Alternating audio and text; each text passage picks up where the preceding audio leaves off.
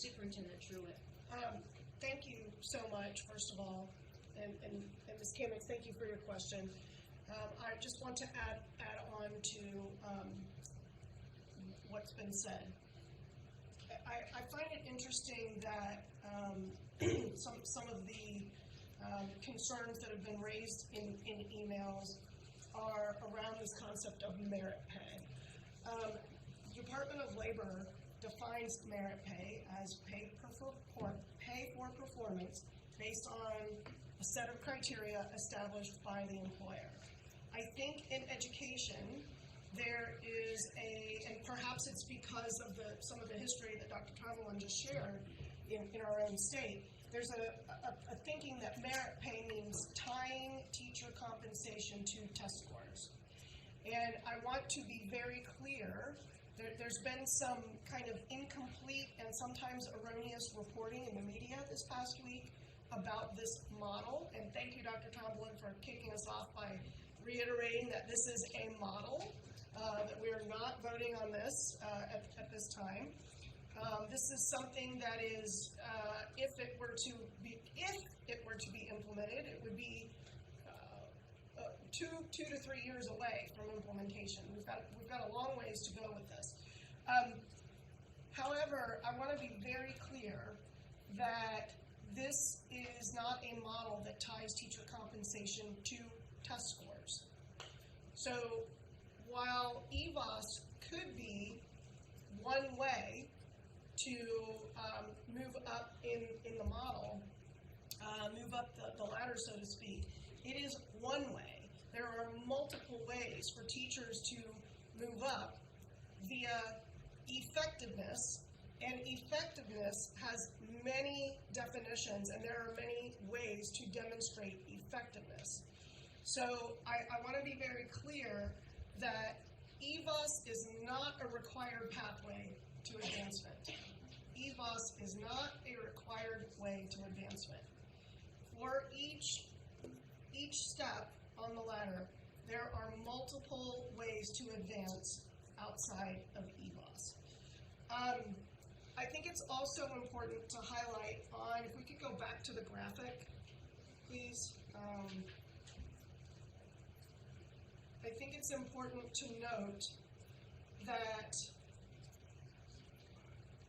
I'm pulling it up myself here, when we look at License 3, where the star is, that is where the majority of our teachers are coming from now. They graduate from a traditional EPP, and this is where they would start, which means that their starting salary, if we have our way, will be higher than it is right now.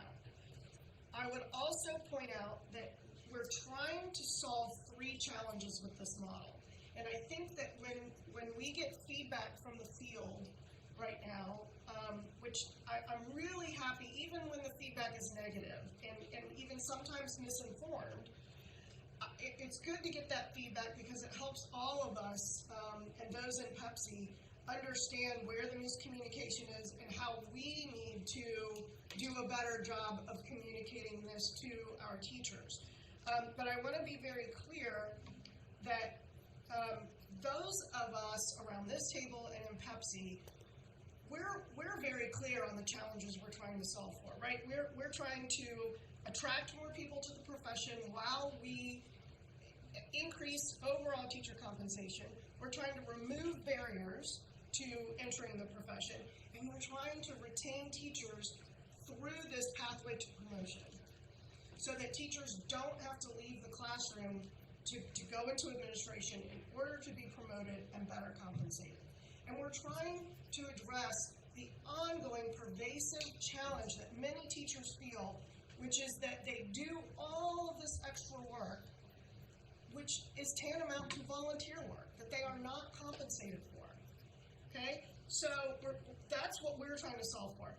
Teachers, when they look at this, are only really looking at how does this impact my place in the school right now, and rightly so. That's what they should be looking at. And I say that so that all of us who are privy to the larger problem problems that we're trying to solve for, realize that teachers are going to see this a little bit differently than we are. And I am saying that to myself as much as I am to anybody else. I keep telling myself, teachers are looking at this differently than those of us in state leadership roles. And finally, I just have a question, because I've gotten this question a lot, and that is, if I am in License 4, and I am up to $56,000, and I meet that because I have demonstrated effective teaching instruction for at least 3 years out of the 5, but then that 6th year, I do not meet the definitions for effective. You've made it very clear that the license will be renewed, but I will not move on to the advanced teacher. Do I stay at license, does my pay stay at license 4, or do I get bumped back down to a license 3 pay? It's a great question. So again, I feel I need to make the legal disclaimer that this is not